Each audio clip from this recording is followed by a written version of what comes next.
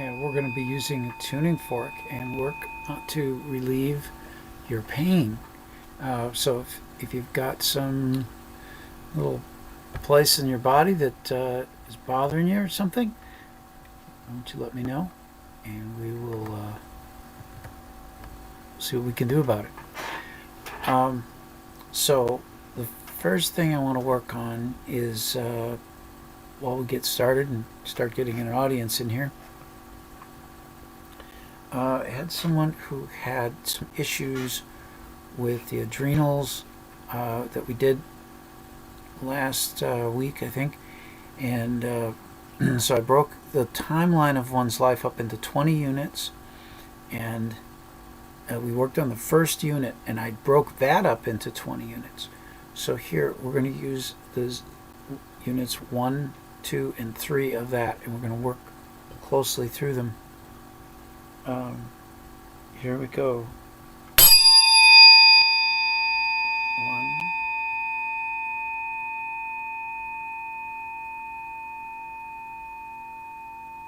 And so if you've got some pains, aches or pains, won't you put them into the chat? Brian says, "Yeah, my shoulder, Joe." Great. We'll continue this, and we'll get to your shoulder soon. 1.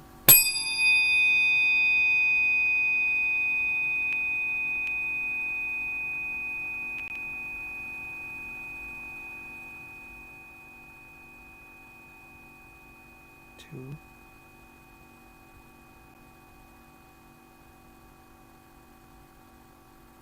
I should mention, I need to set the intention that we're working on the adrenal glands, the liver, the sphincter of Oddi, and specifically, and the kidneys, adrenal glands, and probably the heart. So 1.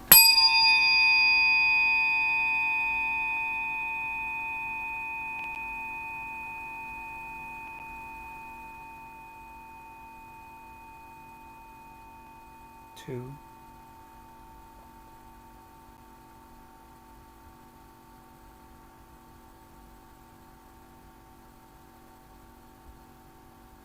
3.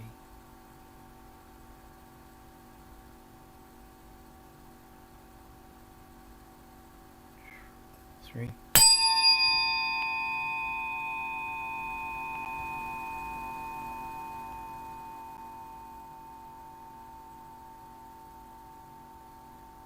Let's do that one more time. Oh, we've got other things too.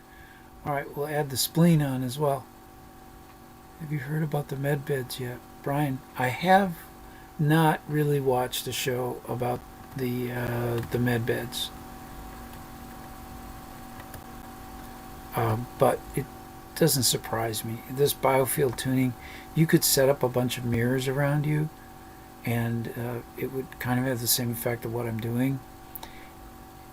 They'd have to be like gold-plated mirrors, silver, and aluminum. There's different parts of the light spectrum. There's a guy who does healing like this with mirrors, and he sets them up around horses and stuff. It does amazing things with horses. I think he's in Sweden. And it made me think that that's really all we're doing is setting. This is becoming like a mirror to an energetic mirror, like a plasmatic wall of reflection. Anyway, all right, I'm going to continue this because this is for people with adrenal fatigue, and then I'll finish that, and then we'll get to Brian's shoulders next. And non-invasive healing using plasma and frequency. Oh, I like it. Sounds good. Let's go through that section again. 1. Whoa.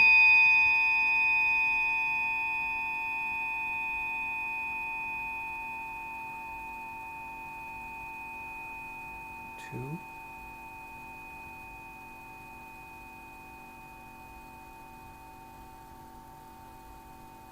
3. If this is way too strong for you guys, give me a shout out later. Try to contact me and do a private session. I can make it less aggressive, and we can clear up this part of your traumatic timeline that is making you respond so inordinately to this. 1,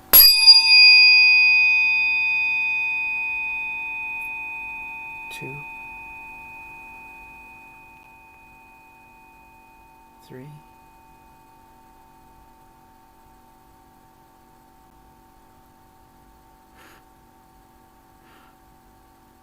4. I just jumped it. It was like something was so strong right there. 3,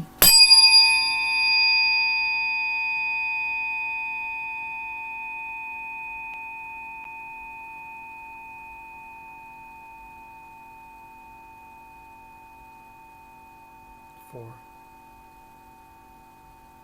Oh, whoever that is that's going to feel that later. Man, that was a jolt. 3, 4.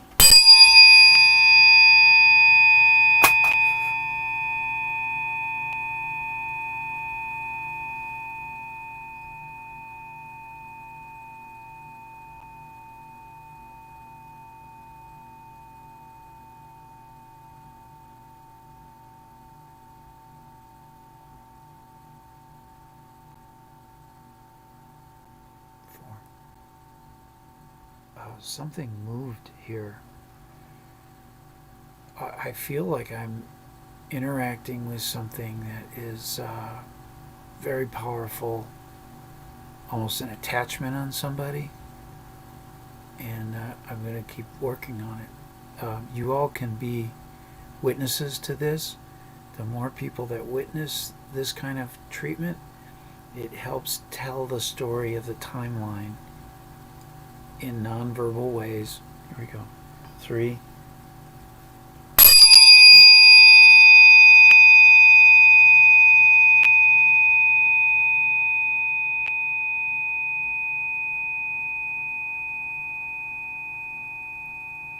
4.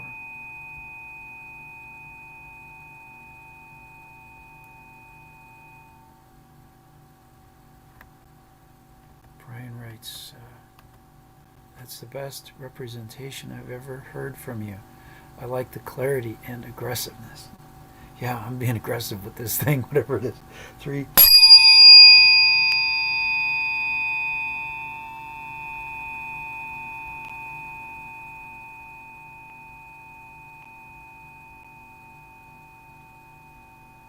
4, 1, 2,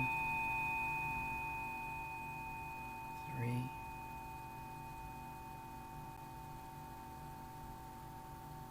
4. All right, and whoever that's for, you can watch that, skip it back to the beginning and play it again, that type of thing. Apologize, the last show I did for adrenal fatigue and stuff, I just did it once, and I'm like, all right, go back and play it again and again. That's not easy to do, especially if it's just like a 5-second session, and I understand that. All right.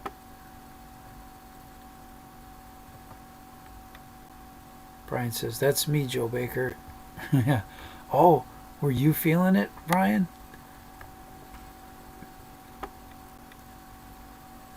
Do you think we got it cleared out? I mean, I can keep working on that a little bit more for you if you need it. Just do that one more time. 1,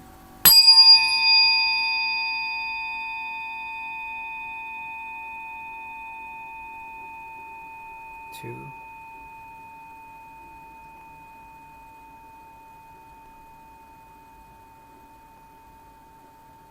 3,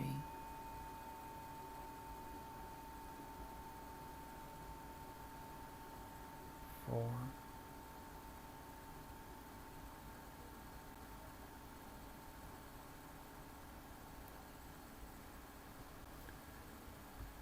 Yes, sir. Wow.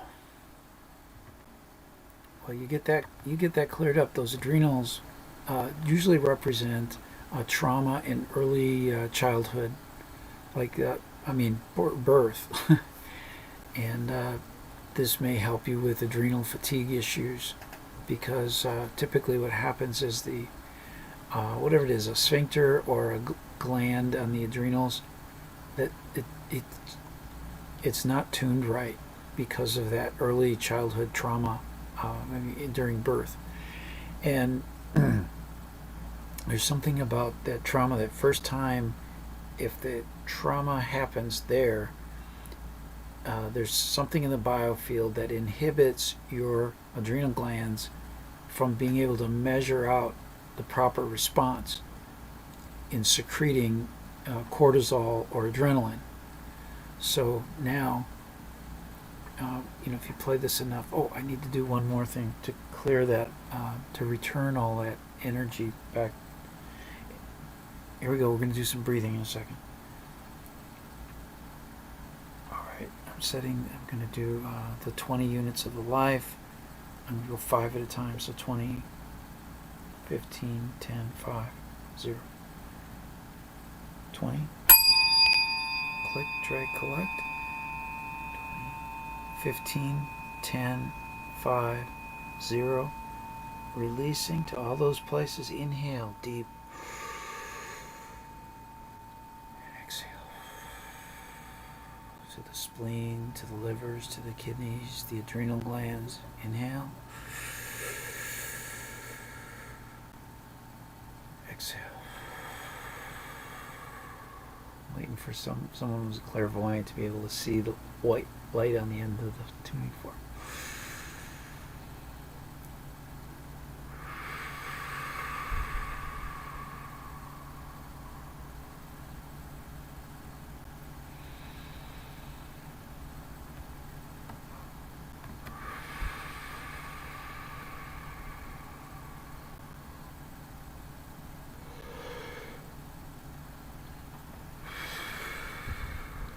Brian says, I have a phantom pain and a paralyzed left arm, Joe.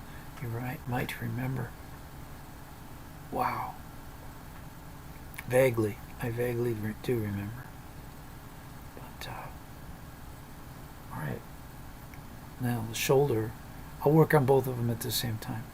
It's kind of, I've adapted to just doing that. Is it the shoulder out here? Shoulder joint? Or do you mean the plateau or the neck? All right, so I'm going to kind of work on all of them. All right, shoulder joints.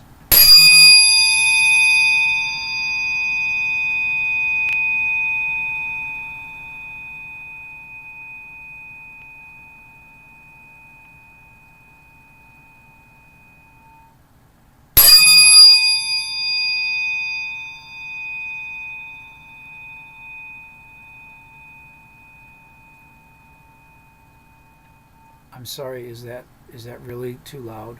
I mean, am I distorting when I do that? Probably am. Let me test my other microphone.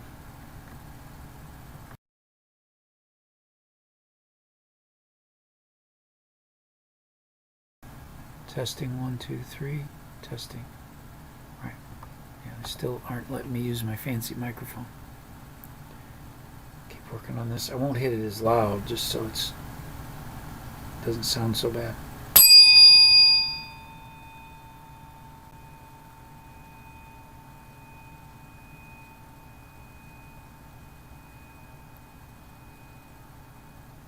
I'll work on the arm.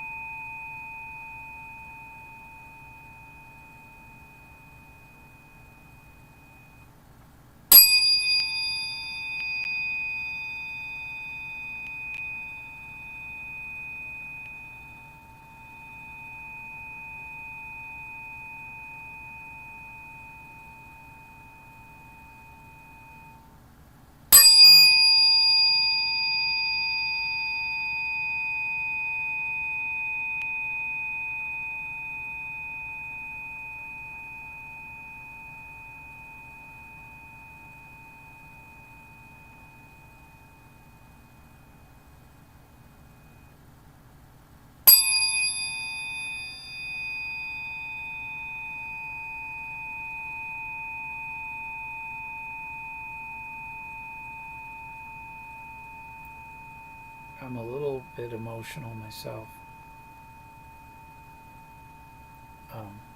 Brian, uh, I've felt some really profound things when I was working on you earlier. A big jolt in my hand, and you might have seen my face like almost turn white or whatever.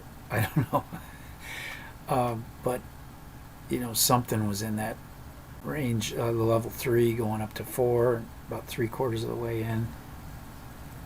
It was powerful, whatever that was.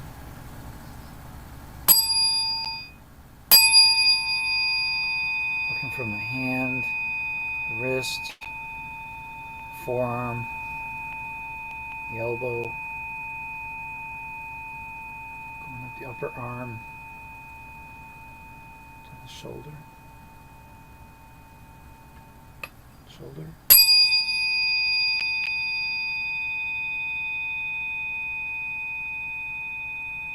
elbow, forearm, wrist, hand. Mm.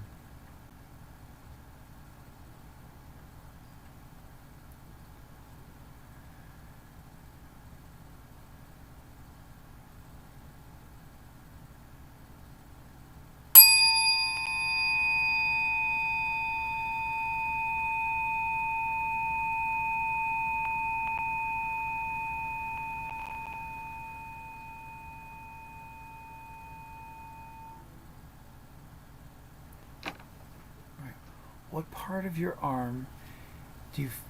What part of your phantom arm do you feel pain in? Like, can you describe where it is?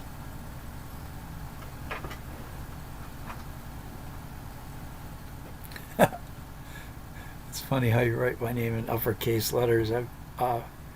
Before when you said this, because I've been doing that, because I registered that as a trademark with the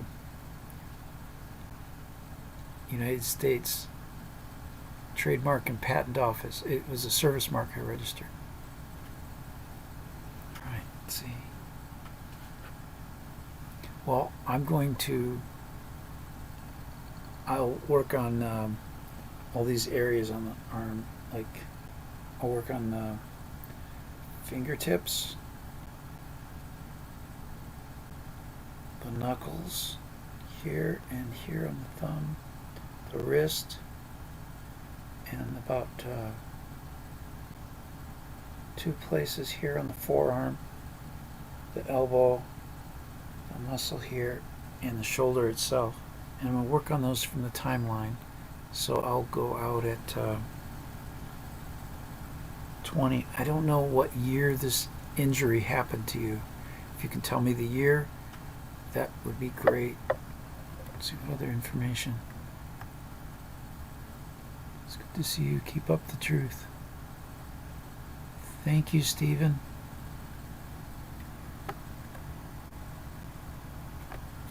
All right, given those parameters, I'll go at 20, 19, 18, 17, 16, 15, 14, 13, 12, 11, 10, 9, 10, 9, 8, 7, 6, 5, 6,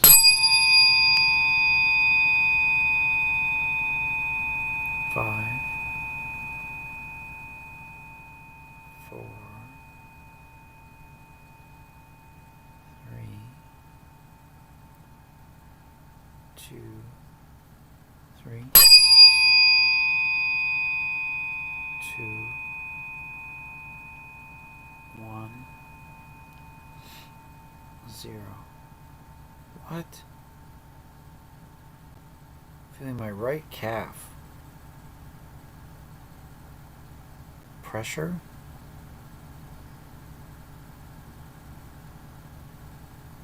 Zero.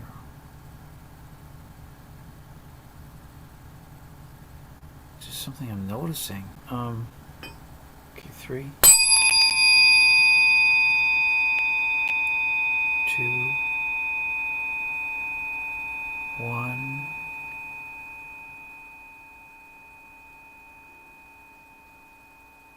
0.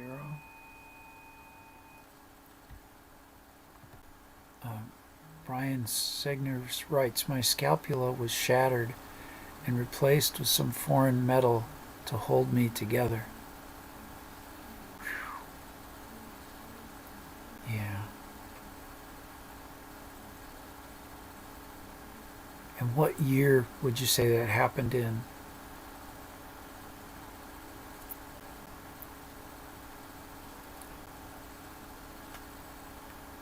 I'm trying to remember where the scapula is.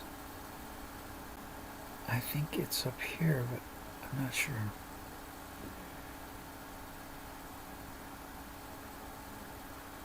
I'll include the scapula. 20, 19, 18, 17, 16, 15, 14, 13, 12, 11, 12, 11, 10, 9, 8, 7, 6, right there, right there.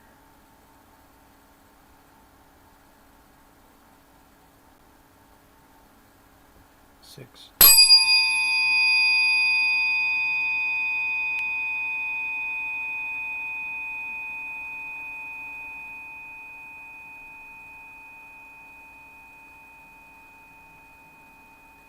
What I can feel is throbbing in the capillaries of my fingers. That's why I have my hand out and I'm feeling, and it's almost like I'm cranking something in order to bring Brian's body closer to the place where I'm playing the tuning fork. And my hands are being used in a sensory way. The fingers here, fingertips, to feel for anomalies in the field. It's kind of an approach that I've developed. Scapula is the front bone from neck to shoulder. Thank you. That's what I needed to know. All right, I think when I did this before, I don't think I've worked on the scapula over here.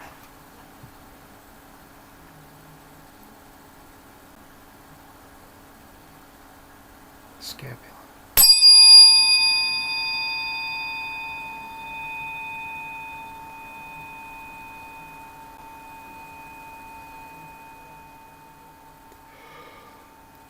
Ooh. And in my mind's eye, I just think of seeing Brian, but seeing him cross-eyed so that there's two heads like this. So I'm operating on both scapulas at the same time in the middle. So if that's of use to you guys, I'm trying to replicate what I do.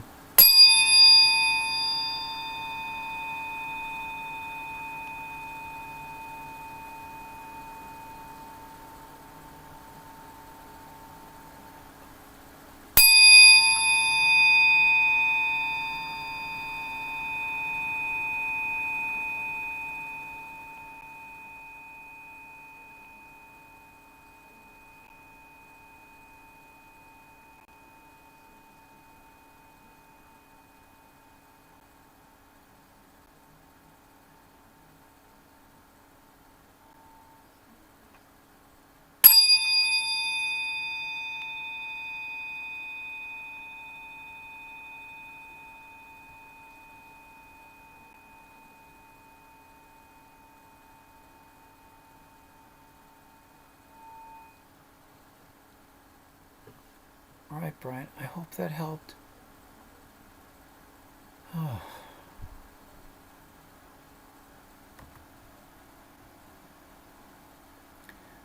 um, Joe Baker's Remedy Report is a show about bringing to the world through economic innovation, increased awareness, and donations would help. You'd be surprised how little I get in terms of money for my work on this show. Um, it's really just something I'm doing to try to help people with my gifts. Also, I am pushing ahead on this idea that forgiveness has value, and so wait, that's not it. Um, so I'm looking to create money that corresponds to acts of forgiveness. And by doing this, we can topple the evil monetary system. Uh, and you'll see forgiveness capital. A lot of the time, I'll put forgivenesscapital.com on the screen. And I have several projects there, like Remedy Coin, Anti Money, and I, seek to issue inheritance to the world of a new kind of money based on forgiveness.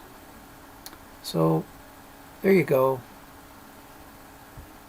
That's about all I've got to say. Go wash the dishes, take care of some chores like that, and see you guys again soon. If you've got ideas about parts of the body to work on, let me know.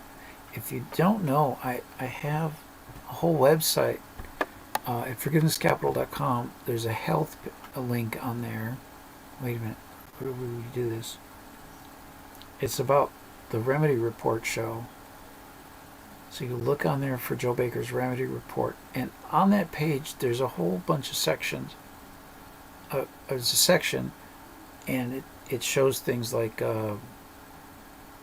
different parts of the body that I work on specifically. And so if you'd like to try it, you can.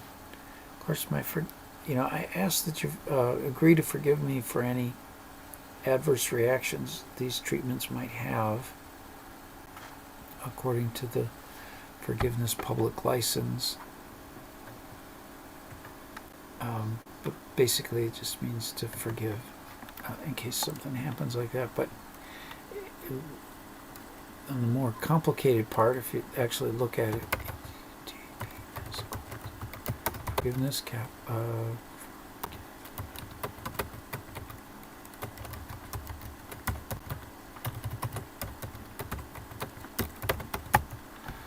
Somebody I was kind of feuding with on it.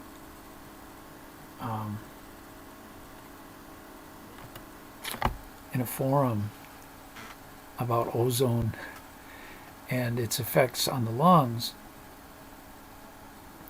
This person who says she treats people says that ozone, she says it causes damage to the lungs and leads to increased cancer risk. And I'm like, I don't think so. Show me some evidence to that effect. She says she has clients of her own that she's treated who've, harmed their lungs. And I know it's possible. It's possible to die from ozone. Like if you're a person who's got complications with your body, like you don't have a lot of energy, and you go into a hotel room that's just been blasted with an industrial ozone cleaner, they have they have rules on those things. You're not supposed to go in them for days after they've been ozoned. The ozone has to cool down. It has to it has a half-life of 20 minutes. So it never really totally goes away. But I had a friend who had, kind of a compromised health arrangement, and they gave us a hotel room this had just been recently done, and she breathed this stuff, and oh my God, she coughed so hard, and I thought it was going to be another one of the times when she almost died, and she pulled through. But and that's why I say it's possible, to perhaps die from like a super strong ozone concentration and a big breath of it in a person who's never had their lungs acclimated to ozone. So I get what this other person is trying to say, but kind of I kind of yet disagree with her, and and putting the point forward that it doesn't really damage your lungs. It inflames them, and can make them kind of unusable for a little bit of time, and coughing and all that. But the test showed that, like on mice and stuff, after 3 days of intense ozone exposure, and no doubt the mice had a really hard time with this, they were able to breathe the ozone fine. So there's something in the lungs that needs to be treated, I think. Now, don't think I'm not telling you to go use ozone on your lungs. I'm not. There are ways of treating ozone gas with olive oil. You bubble it through olive oil. If the bubbles are small enough, it treats the gas in such a way that it reduces the strength of the ozone, and you end up with some kind of oxidative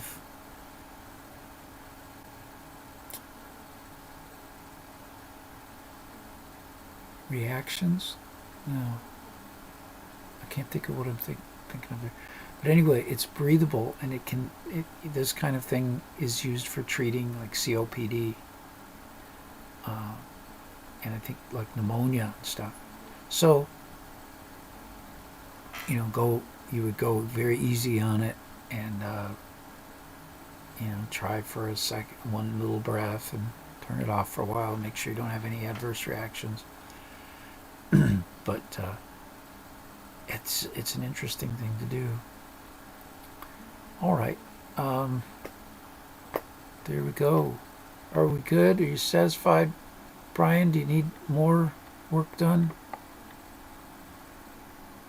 Otherwise, I'm gonna get going here.